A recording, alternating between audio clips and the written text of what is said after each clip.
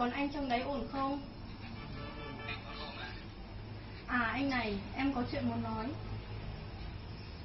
Em nói đi. Em có thai rồi anh à. Bây giờ phải làm sao đây? Em biết tí đi, dù gì cũng là con của chứ lại thì em là những con đầu đây là em chăm sóc bạn. Vâng, em biết rồi.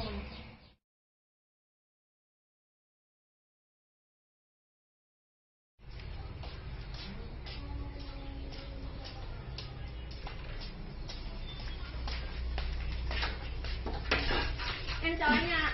Chào em, mới ra về à? Vâng. Sao dạo này nhìn trông mệt mỏi thế? Dạ, không sao đâu anh ạ. Tại mà anh đi đâu đấy? Anh chuẩn bị đi làm bây giờ, mới tới nhà của anh nhé. Vâng, em chào anh ạ.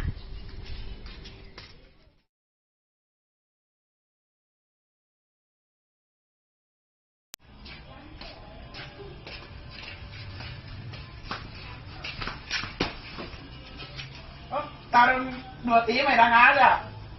Sao không đây?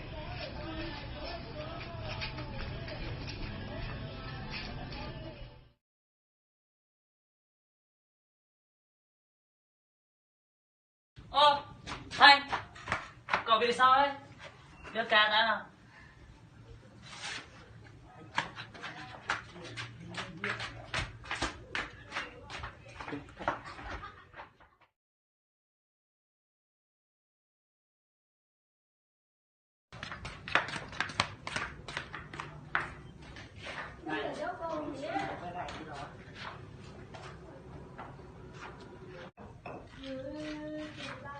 Này, cậu uống nước này rồi bình tĩnh lại.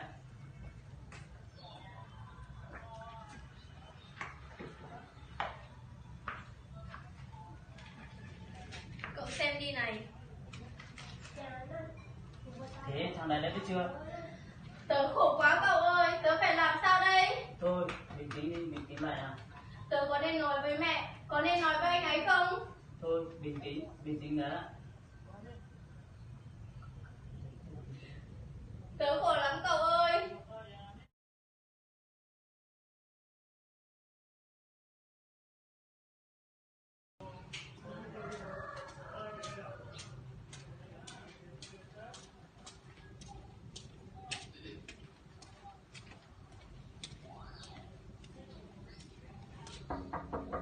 Có ở phòng không con?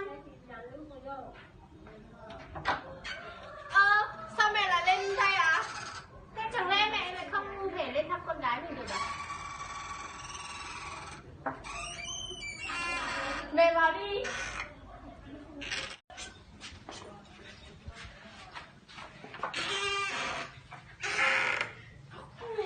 Con gái con đứa gì mà sao ở bẩn thế này? Phòng thì chẳng khác gì cái ổ lợn.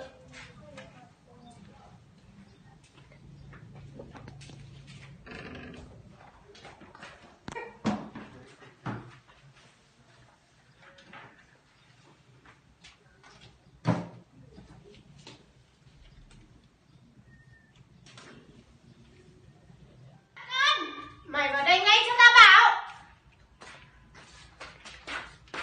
Sao thế mẹ? Cái này là cái gì hả? Mẹ ơi không phải như thế. Mẹ gì mà mẹ? Tao nuôi mày ăn học mà mày làm như thế hả? Mẹ ơi nghe con giải thích đã. Cái gì giải thích thì mày giải thích? Cái này còn gọi là giải thích hả?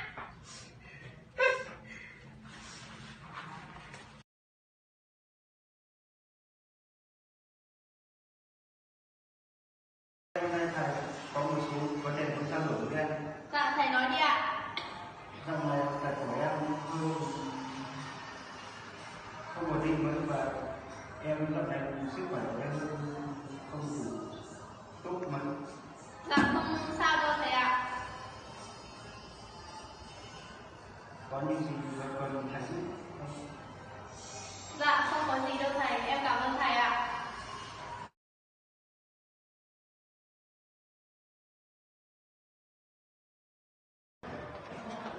Em chào anh ạ. Chào em, mời em ngồi. Hôm nay em đến đây có vấn đề gì cần anh giải quyết không? Dạ thưa anh, em hôm nay em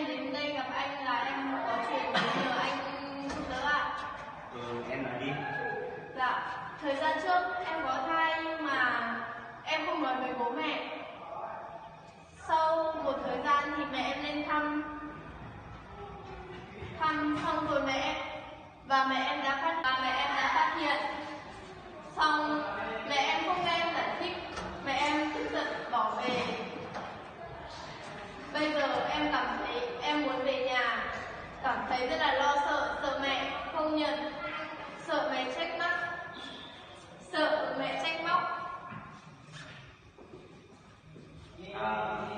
Một vấn đề của em thì anh cũng đã hiểu được với tuổi trẻ mà cái gì mình tuổi trẻ thì mình cũng phải mắc sai lầm, như với những sai lầm đó mình biết sửa là được. Bây giờ em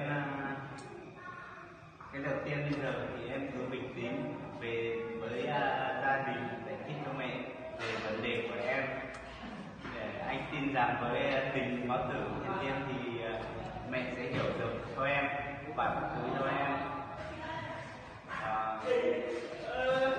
Có lớp mà mù lắm. Đúng chưa? Dạ hôm nay em đến đây gặp anh là em có chuyện muốn nhờ anh giúp đỡ ạ.